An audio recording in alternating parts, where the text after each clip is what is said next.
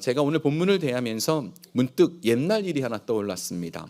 군대에 있을 때 이등병 시절에 손거울을 하나 가지고 이제 부대에 들어간 적이 있어요. 왜냐하면 그 당시 군대는 뭐 이등병이나 쫄병들이 거울 앞에서 막 이루고 있으면 때렸어요. 네가 정신이 없다고, 이럴 때가 아니라고 막. 그래서 혼날 때라 이 쪽거울을 가지고 잠깐 봐야 됐거든요. 근데 어쩌다 보니까 이 거울이 깨진 겁니다. 금이 하나 가 있더라고요.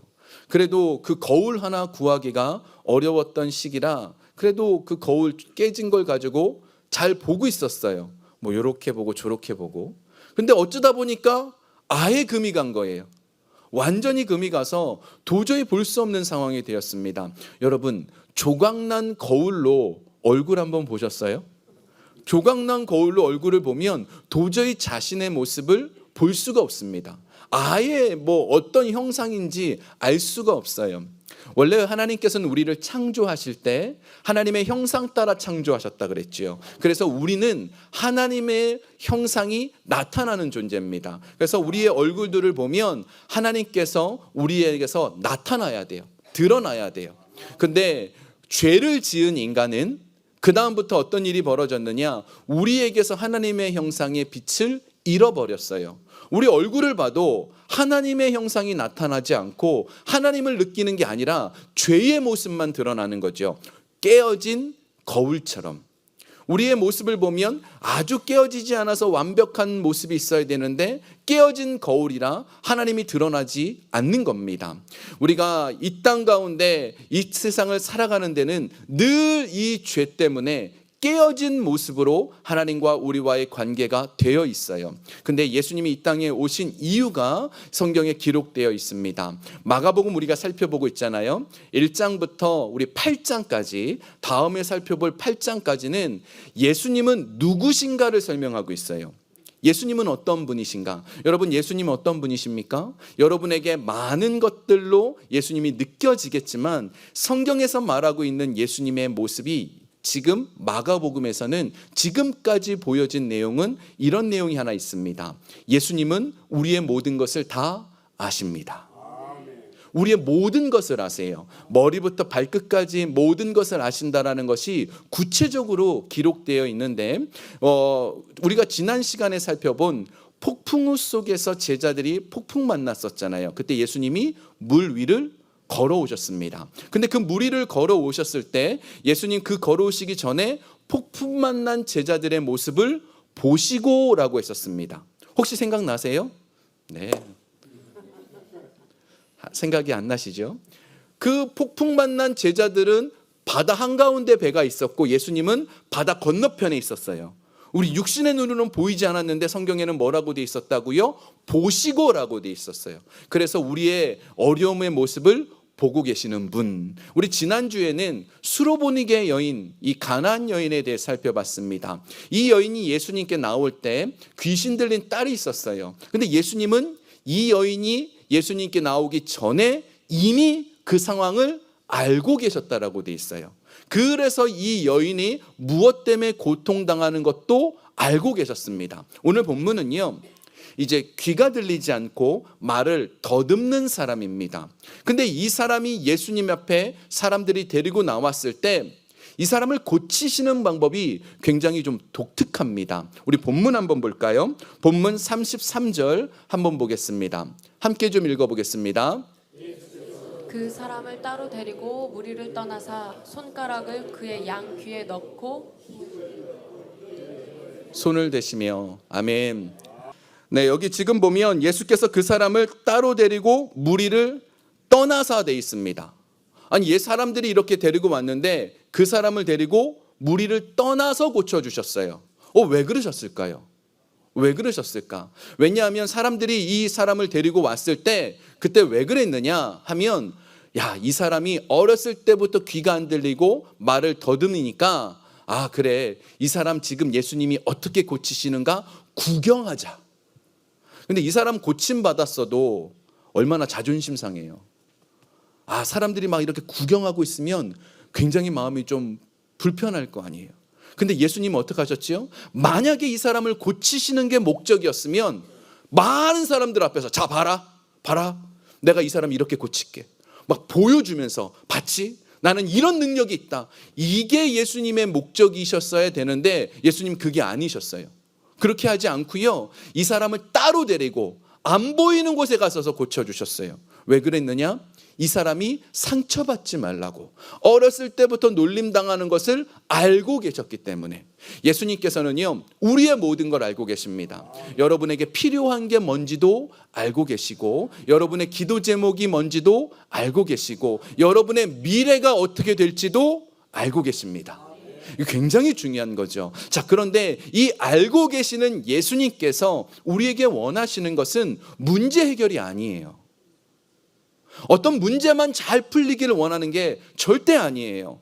이 귀가 열리고 입술이 열리는 것, 이것만이 원하는 게 절대 아니에요. 예수님이 원하시는 건 깨어진 거울을 완벽하게 새로 만들기를 원하세요. 하나님과 우리와의 관계가 깨어진 것을 다시금 회복하길 원하세요. 우리의 기도 제목은요, 오늘 하나 응답을 받아도 내일 또 다른 일이 생기는 거예요. 제가 고등학교 때 보니까, 고등학교 때 제 기도 제목은 대학 가는 거였어요. 하나님, 저 대학 어디로 갈까요? 무슨 과를 갈까요? 이게 제 오랜 기도 제목이었어요. 대학 신학대학을 들어갔습니다. 들어가서 친구들과 대화를 나누는데, 친구들과 대화에 가장 많은 얘기거리가 뭐였냐면 군대 얘기였어요.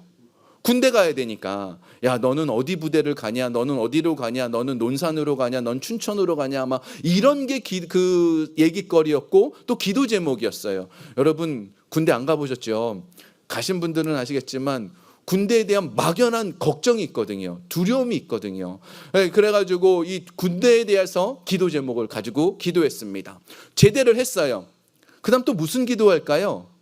미래에 어떤 일을 할까? 저는 신학대학이니까 하나님, 저는 어떤 사역을 할까요? 저는 어떤 모습을 가질까? 계속 이 기도를 해요.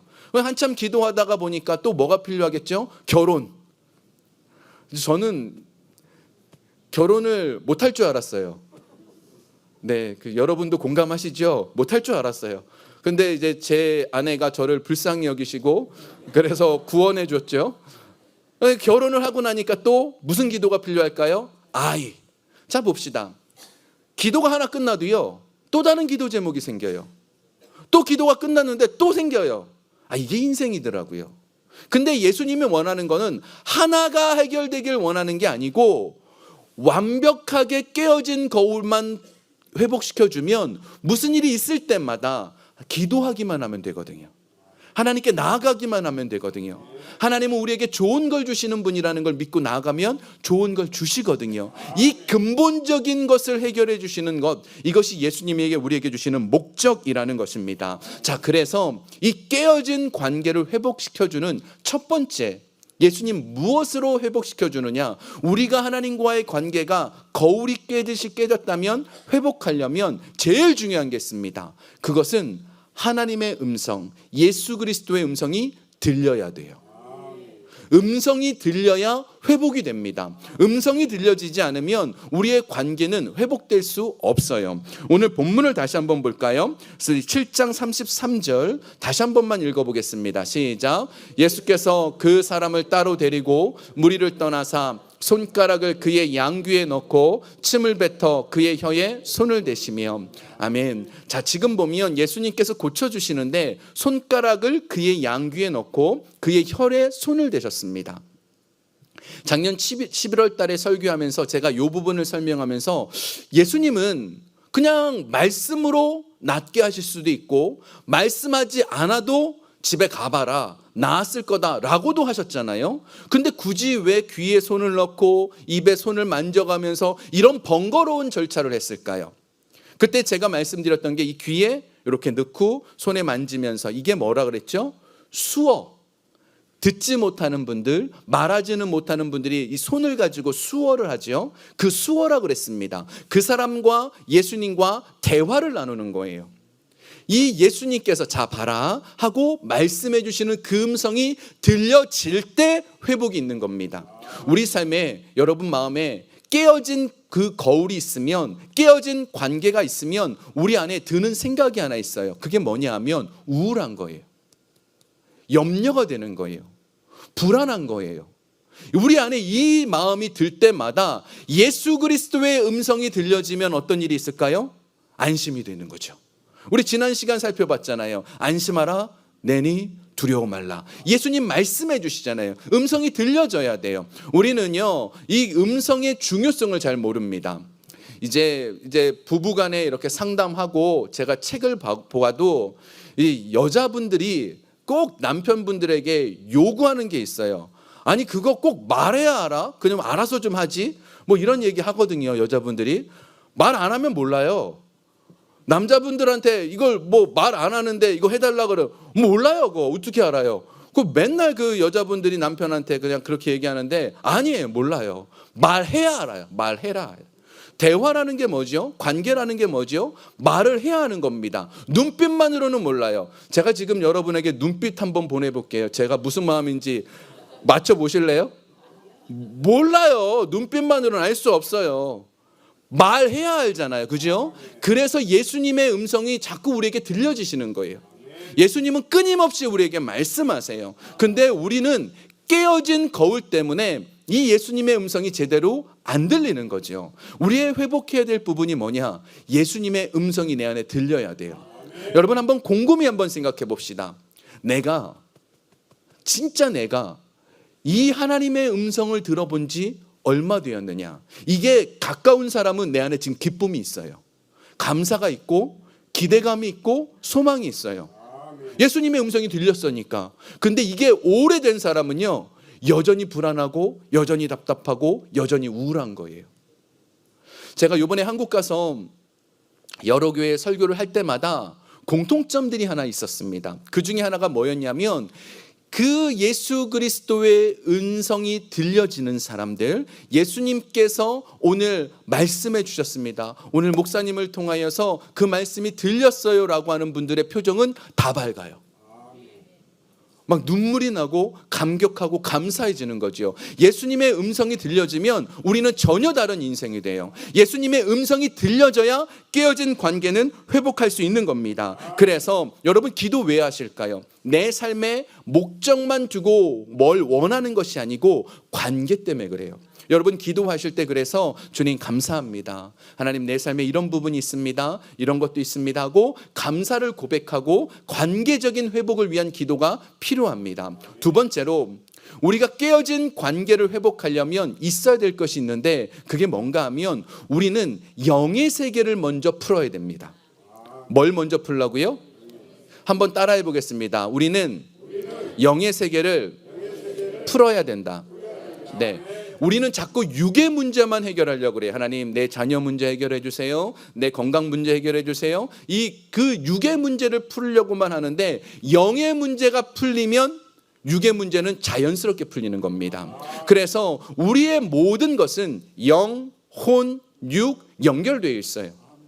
그래서 요한 1서에 보면 사랑하는 자여 네 영혼이 잘됨 같이 영혼이 잘 돼야 범사가 잘 되고 강건해지는 거예요. 영혼이 잘 되지 않았는데 범사가 잘 되고 강건한 일은 없어요. 그럴 일은 생길 수가 없어요. 그런 일이 벌어질 수가 없는 거죠. 그런데 영혼만 잘 되면 나머지 일들은 쫓아옵니다. 우리 본문 한번 보겠습니다. 본문 34절 한번 보겠습니다. 함께 읽어볼까요? 시작. 하늘을 우러러 탄식하며 그에게 이르시되 에바다 하시니 이는 열리라는 뜻이라. 아멘. 예수님께서 이 사람을 고치시는데 귀에 손 넣었죠. 입에 손 만졌습니다. 그 다음에 하늘을 우러러 탄식하셨다고 돼 있어요. 이게 지금 뭐죠? 하늘을 우러러 탄식하셨다. 예수님 기도하신 거예요. 이 탄식이라는 게 왜 탄식일까요? 제가 이 부분은 저는 너무 쉽게 이해됐어요. 제가 군대에서 그 깨진 거울을 볼 때 제일 먼저 뭐가 나왔을까요? 탄식이 나오죠. 이야, 이 깨진 거울을 이걸 어떻게 하면 좋을까? 탄식이 나와요. 볼 때마다 탄식이 나와요. 지금 예수님께서 우리의 형편을 보면 탄식이 나와요. 아유, 이 깨어진 거울들을 어떻게 할까? 이 귀가 안 들리는데, 이 입이 안 열리는데, 이 모습을 보고 탄식이 나오는 거예요. 그래서 하나님, 이들을 불쌍히 여겨주십시오 하고 기도했더니 에바다 선포해서 열려지는 거죠. 우리가 영의 문제를 해결하라 라는 부분이 여기 있습니다. 그래서 영의 문제를 해결하는 방법, 가장 중요한 것 기도입니다. 영의 문을 여는 건 기도밖에 없어요. 기도할 때 여러분 중요한 것은 우리가 어떤 방식으로 기도하느냐의 문제입니다. 기도를 하다 보면 원망이 나올 때가 있어요. 하나님 이게 뭐냐고, 하나님 왜 이런 일이 벌어지냐고 불평이 나올 때가 있어요. 그런데 그런 것이 아니라 우리의 입술이, 이 입술이 하나님께서 기뻐하는 방향의 기도의 시작을 해야 돼요. 예를 들어 이거 설명을 해드릴게요. 만약에 하나님 감사합니다, 기뻐합니다, 하나님 너무 고맙습니다, 소망이 됩니다, 그러면 하나님께서 기뻐하시는 방향의 영의 길이 열리는 거예요. 그런데 만약에 우리 입술이 아우 짜증이 나네, 왜 이런 일이 벌어지나, 막 불평이 있고 염려가 되고 또 막 사람들한테 저 사람 왜 저래, 막 이런 말들이 계속 나오면 하나님 기뻐하시는 거 할까요? 야, 너 참 잘한다, 조금만 더 염려해봐라, 조금만 더 불안해봐라. 성경 어디에도 그런 얘기가 없어요. 근데 우리의 입술이 굉장히 중요한 키가 되는 겁니다. 우리의 입술의 방향이 기뻐하는 방향으로 고백하기 시작하면 영의 문이 열려지는, 기뻐하는 영의 문, 하나님께서 역사하는 영의 문이 열리고, 내가 우울해하고 염려하고 짜증내고 화내는 문이 열리면 어떻게 해요? 하나님 기뻐하지 않는 영의 문이 열리는 거예요. 이 영의 문을 둘 다 열 수 있는데 어떤 영의 문을 여느냐? 바로 우리가 기도를 통해서 결정하는 거죠. 그 대표적인 사람이 누구냐? 한나입니다. 한나가요, 남편도 너무 잘 만났어요. 남편이 물질도 계속 주고요, 또 사랑도 많이 해주고요, 다 좋아해 줬습니다. 근데 한나에게 문제가 생겼죠. 한나에게는 자녀가 없었습니다. 그리고 이 자녀가 없는 것이 문제가 되면서 또 어떤 일이 벌어집니까? 옆에 그 적수였던 또 다른 부인이 이 한나를 맨날 괴롭히는 거예요. 사무엘상 1장 6절을 한번 볼까요? 이 부분은 이렇게 표현합니다. 여호와께서 그에게 임신하지 못하게 하심으로. 누가 임신하지 못하게 했어요? 하나님께서 지금 영의 문, 육의 문 막으셨어요. 그런데 지금 이 영의 문이 막혀 있는 영의 문을 기도로 풀면 되는데, 그 다음에 보면 그의 적수인 분인나가 그를 격분하게 하여 괴롭게 하더라. 분인나가 자꾸 괴롭히는 거예요. 옆에서 우리를 막 어렵게 하고 힘들게 하는 말 하지요. 그때마다 우리는 그 사람과 맞붙어서 너 왜 그러냐고 싸우는 게 아니라 우리가 해야 될 일이 뭐예요? 기도예요, 기도. 그래서 한나가 기도를 했어요. 그랬더니 자녀도 얻었지요. 분인나가 더 이상 격분하지 못하게 해요. 우리가 해야 될 일은요, 원망하고 불평하고 짜증내고 이런 것이 아니고 기뻐하고 감사하고 기도하고 소망하면 영의 문이 열려요. 하나님께서 그 문을 열어주셔요. 하나님 어떻게 해요? 알고 계시니까, 보고 계시니까, 듣고 계시니까. 그래서 어려움이 올 때마다 불평의 말을 하는 게 아니라, 누군가를 비난하는 것이 아니라 감사의 말을 하면 하나님 보고 계시니까 영의 문이 열립니다. 마지막으로 오늘 본문을 통해서 예수님께서 보여주시는 게 있어요. 마가복음 전체에서 아주 중요한 주제가 하나 있습니다. 그게 뭔가? 예수님은 우리를 살리는 분이라는 거예요. 예수님은 어떤 분이라고요? 한번 따라해 보겠습니다. 다시 한번, 예수님은 나를 살리시는 분. 예수님은 여러분을 괴롭게 하는 분, 예수님은 여러분을 무너뜨리려고 하는 분, 여러분에게 심판하고 징계하고, 야, 너 잘됐다, 너 한번 이거 너 딱 돼, 너 혼날 줄 알아, 이러는 분 절대 아니라는 거예요. 우리를 살리길 원하시는 분. 어린 아이들이 저희들에게 질문을 하나 하는 게 있어요. 하나님은 도대체 왜 지옥을 만드셨어요? 이 질문 많이 받아요. 여러분, 왜 지옥을 만드셨어요? 천국만 만들어 놓으면 되지 지옥은 왜 만드셨냐고, 왜 이렇게 무섭게 하냐고, 이 질문 자주 받아요. 근데요, 너 잘못했으니까 지옥 가, 막 이러려고 만드신 게 아니고요. 얘야, 이 문제가 있으면 이렇게 될 수밖에 없으니 가자, 우리 천국 가야지, 이렇게 하시려고 만드신 거예요. 이해가 좀 되세요? 우리를 지옥으로 몰아넣으려는 분이 아니라 천국으로 데려가길 원하세요. 그러니까 예수님이 십자가에서 죽으시기까지 우리를 살리려고 하시잖아요. 구원은 아주 간단하잖아요. 구원은 천일 작전기도 하루도 안 빠지고 뭐 이래서 구원받는 게 아니잖아요. 뭐 헌금을 한 1,000억 드려야 구원받는 거 이런 거 아니잖아요. 예수 그리스도를 믿기만 하면 너무 심플합니다. 예수님을 믿기만 하면 그러면 구원을 주신다라는 이유가 뭐지요? 지옥 보내려는 게 목적이 아니에요. 아주 구원은 간단하게 해서 모두가 천국 가길 원하는 것. 예수님이 우리에게 원하는 거 뭐라고요? 살리길 원하는 거예요. 오늘 이 사건의 결론적인 부분을 사람들의 입술을 통해서 말을 합니다. 37절 한번 보겠습니다. 37절 함께 읽겠습니다. 사람들이 심히 놀라 이르되 그가 모든 것을 잘하였도다. 못 듣는 사람도 듣게 하고 말 못하는 사람도 말하게 한다 하니라. 아멘. 여기 지금 보면 사람들이 심히 놀라 이르되 그가 모든 것을 잘하였도다 돼 있어요. 모든 것을 잘하였도다. 이 말은요 어떤 뜻이 있느냐면 그가 모든 것이 보기에 좋았더란 뜻이에요.